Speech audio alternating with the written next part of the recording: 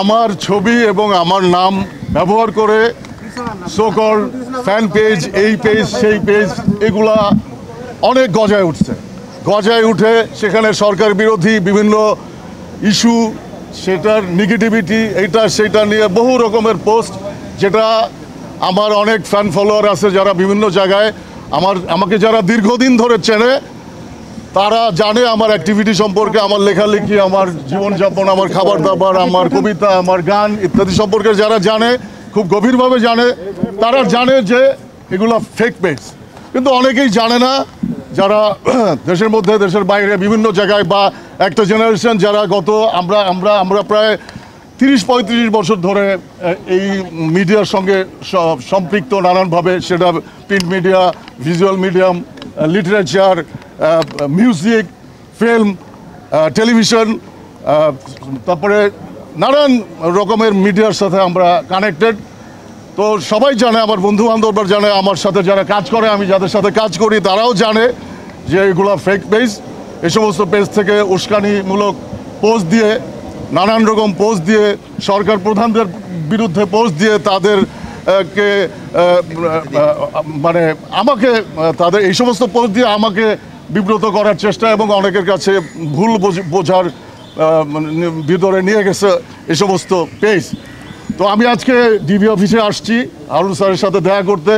ওনার সাথে দেখা করে এইসব আমি কিছু যে কথাগুলো বলছি, যে এই পেজগুলো যারা চালাচ্ছে, যারা চালায় আমাকে বিব্রত করতেছে নানানভাবে আমার অডিয়েন্সের কাছে, আমার বা সাধারণ মানুষের কাছে যারা সোশ্যাল নেটওয়ার্কে আছে বা নাই, তো সবাই তো আর আমার লেখার ধরন, সমস্ত কিছু আমার অ্যাক্টিভিটি সম্পর্কে জানবে না। কারণ গত 15-20 বছরে যারা বড় হয়ে গেছে তারা অনেকেই আমাদের অনেক কিছু সম্পর্কে জানে না। সো আমি এখানে আসছি স্যারের কাছে, হারুন সাহেবের কাছে আসছি, এইগুলো যারা করতেছে তাদেরকে খুঁজে বের করে দৃষ্টান্তমূলক আইনানুগ ব্যবস্থা নেওয়ার জন্য, আসলে এই জন্যই আমি আসছি।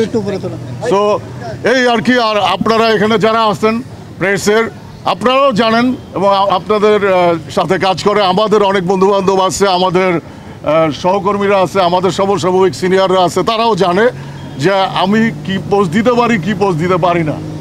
ঠিক আছে, তো ধন্যবাদ সবাইকে, এবং সবাইকে বিভ্রান্ত হইতে আবারও না করতেছে যে আপনারা যারা জানেন না, দূর দূরান্তে যারা এখনও ওইভাবে এই টেলিভিশনের মাধ্যমে, সোশ্যাল বা অন্যান্য মিডিয়ার মাধ্যমে আপনারা অবগত হইলেন যে এগুলো আমার না।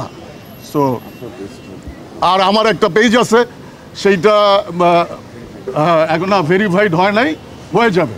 হ্যাঁ, কিন্তু এখন প্রবলেম হচ্ছে যে ভেরিফাইড হইলেও তো এখন ফেক পেজ যে হারে বা নানানজনের তো কোনো মানে ইয়ে নাই, এখানে কোনো তো মানে কি বলে, কোনো মানে কন্ট্রোল নাই। যে যেভাবে পারতেছে সে সেইভাবে পেজ খুলতেছে, একাধিক পেজ খুলতেছে। কারণ বোঝা যায়, আমরা বুঝতে পারি যে আমরা যখন কোনো পোস্ট দিই সেখানে কারা উস্কানি দিতেছে, কারা চেতাইতে চাচ্ছে, কারা মানে আছে না অনেক রকম। মানুষকে একটা সুস্থভাবে কোনো কিছু ভালোবাসা দিয়ে বা সময় নিয়ে ধৈর্য ধরে অনেক কিছুর জন্য গাছ লাগায়া ফল পাওয়া যায় না, দুধে জাল দেওয়ার সাথে সাথে ফল পাওয়া যায় না, ধৈর্য ধরতে হয়। সেই ধৈর্যটা ধরতে পারলে সহিংসতা কম হয়, ভায়োলেন্স কম হয়, মানুষ ভালো থাকে, মানুষের সাথে মানুষের সম্পর্ক ভালো থাকে।